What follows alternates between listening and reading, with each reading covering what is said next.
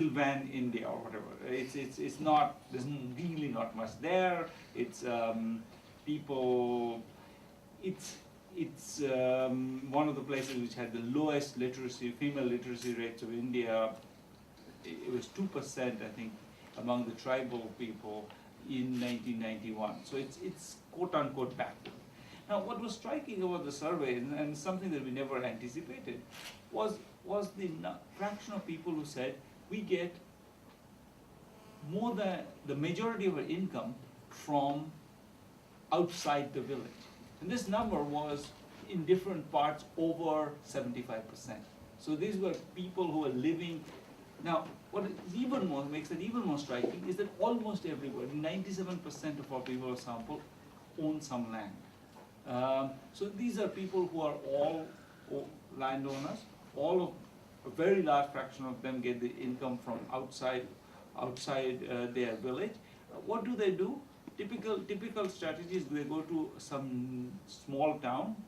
In this particular instance, not Meerut, because Meerut is not in Udaipur district, but like a town like Kherwara, which you haven't heard of for the right reason. It's not a particularly pleasant place, and work in either in restaurants, construction, sometimes in just maintenance, cleaning the trucks.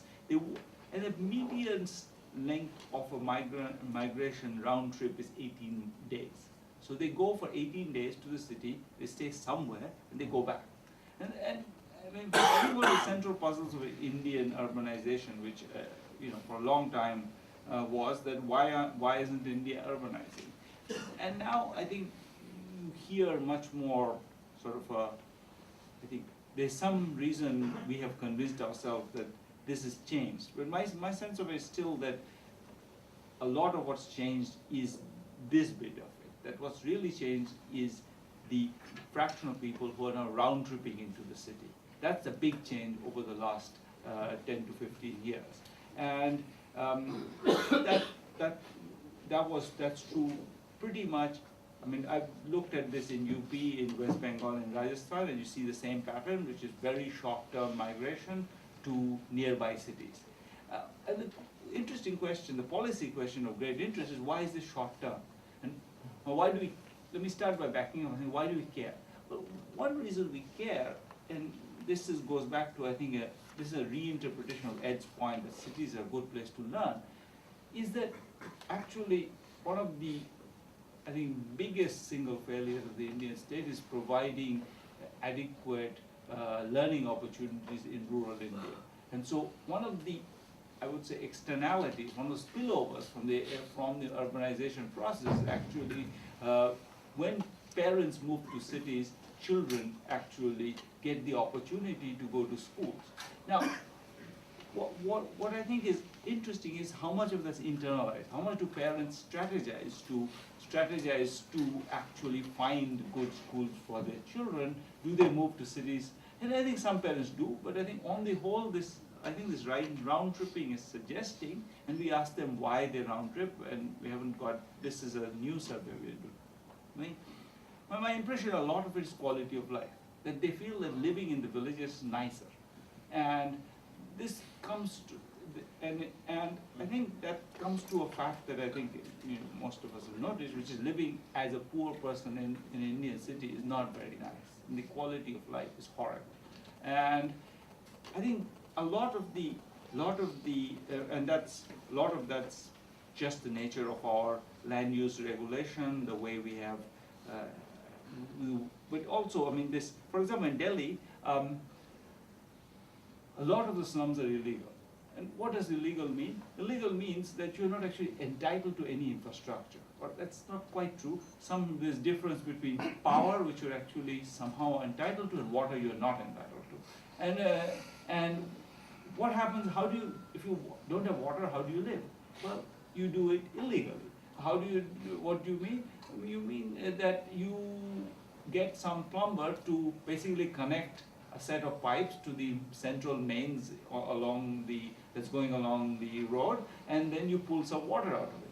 Now, the reason why that's not as good as getting real water connection is that sometimes people come and cut it off, and because I was in a slum in South Delhi the other day, and they were saying, well, this pipe goes to Vasant Vihar, which is a posh neighborhood of Delhi with lots of retired bureaucrats who can complain. So, they complain. From time to time they complain. Whenever they complain, the Jal board, which is the water authority, come and cuts off the connection, and then you, for a few days, you have no water. Then again you call your legislator, and he calls the Jal board, and there's some negotiation, all illegal or extra legal, and then at some point you pay the plumber again to again make a hole into the mains and connect it. But this whole process means that this is just an example of how the strategies the poor need to adapt to survive. And this makes for an extraordinarily, I think, a low quality of life, which I think is very correlated with, I think the incomes are higher, the opportunities are higher, the opportunities for the children are better.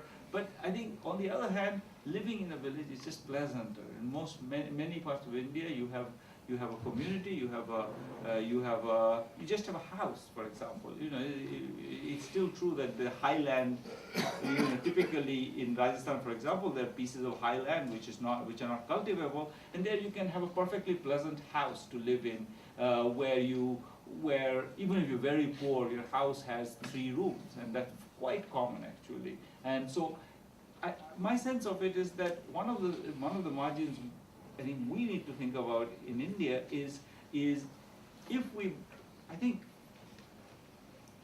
we are right now, the fiction that we go through is that we are going to provide services to the poor in rural areas, and therefore we will retain the population there, and they're going to have, they're going to get services there, and we'll have some equilibrium with relatively low levels of urbanization.